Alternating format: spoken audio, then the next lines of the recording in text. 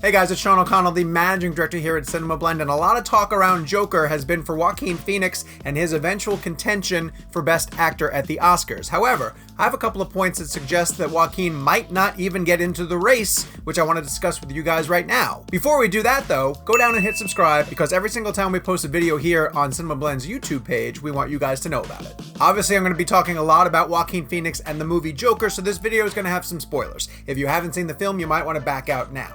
Part of the reason why I'm a little bit concerned about Joaquin Phoenix getting into the Best Actor race is because the material discussed in Joker is very dark and somber, gritty and hard-hitting, and it might not necessarily be what the Academy has a taste for. Now, the Best Picture category has been expanded to fill in 10 slots, and that has allowed the Academy to sometimes consider films that are a little bit more mainstream, a little bit more box office friendly, and that's kind of where a film like Joker would fall. A lot of those changes were made so that comic book movies could contend, even though Joker doesn't really feel like a traditional comic book movie the way like Avengers Endgame or Spider-Man Far From Home might be. But that's how films like Black Panther got into the Best Picture race, and some people see that potentially happening with Joker. However, when you think about the way that Joaquin Phoenix had to really devolve into insanity, I think that that journey into a man's dark psyche might turn off some of the older Academy members who don't necessarily want to reward a performance that goes to such dark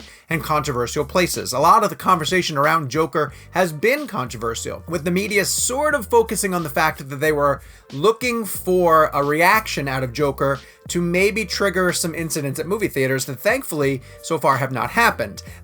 I don't know how much longer that's going to play out in terms of the conversation shifting about how disturbing Joker might be, because so far it's been overshadowing what Joaquin Phoenix accomplished in the role. Yes, Arthur Fleck is a difficult character, and yes, his descent into madness is uncomfortable, but that's kind of by design, and it's hard to argue that Joaquin doesn't carry every single frame of Joker forward. However, I think that older Academy members, or maybe even some younger Academy members, might check out Todd Phillips' film and appreciate what Joaquin Phoenix has done on screen, but not feel comfortable enough to give it an Oscar nomination to keep it in the spotlight, the white-hot spotlight that usually comes with an awards campaign.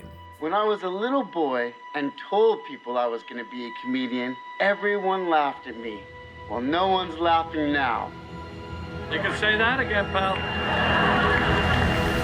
That's not to say that the Academy hasn't honored difficult performances before. Obviously, you have The Silence of the Lambs winning an Oscar for Anthony Hopkins playing Hannibal Lecter. But this year in particular, I want to point out the fact that the competition for Best Actor seems heavily stacked, and it might be really difficult for Joaquin Phoenix to break through into a category that only has 5 slots. No matter what happens on Oscar morning when the nominations are revealed, there are going to be some very talented actors standing on the outside of the category looking in, because there's just too many great performances this year that feel like they have Oscar potential. Obviously, going back to Leonardo DiCaprio and his amazing work in Quentin Tarantino's film Once Upon a Time in Hollywood, and yes, some people are arguing that because DiCaprio won recently for The Revenant, that he might not necessarily have a track to win Best Actor this year, but that doesn't mean he's not going to get a nomination. Other proven names of people like Robert De Niro for The Irishman, Adam Driver for Marriage Story, Michael B. Jordan for Just Mercy, and probably Christian Bale for Ford vs. Ferrari are making a lot of hay in the early film festival circuit with their performances. Jonathan Pryce is also being lauded for his performance in The Two Popes, and we're waiting on Edward Norton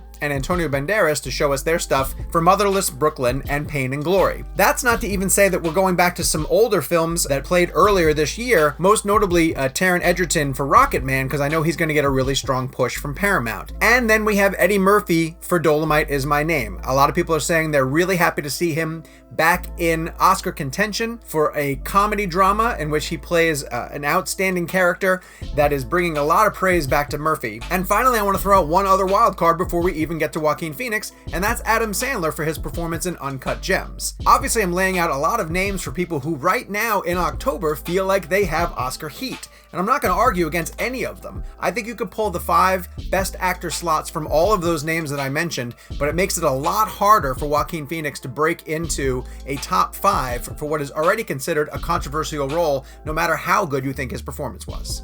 As we have this discussion, it's not necessarily should Joaquin Phoenix get a Best Actor nomination, but will he get a Best Actor nomination? I honestly think that his performance in Joker is deserving of Oscar attention, but the way that the field is sort of laying out with some really stacked performances by very talented actors, I'm noticing that there's a very real possibility that he might get left out because Joker is a really complicated role in a very dark and disturbing film, that Oscar voters might feel comfortable leaving him on the outside and just saying, yes, we thought he did a really good job, but we don't want to recognize Joker. How do you guys feel? Head down to the comments and let me know what you think. Is Joker going to be an Oscar contender, and is Joaquin Phoenix a frontrunner in that category, or will he be left out? I really want to know your guys' thoughts on it. Of course, while you're down there, do me a favor, hit subscribe and turn on your notifications. We're going to be tracking Joker's progress through the Oscar race all the way up until February of next year, and we want to make sure that you guys follow along with every step of the way.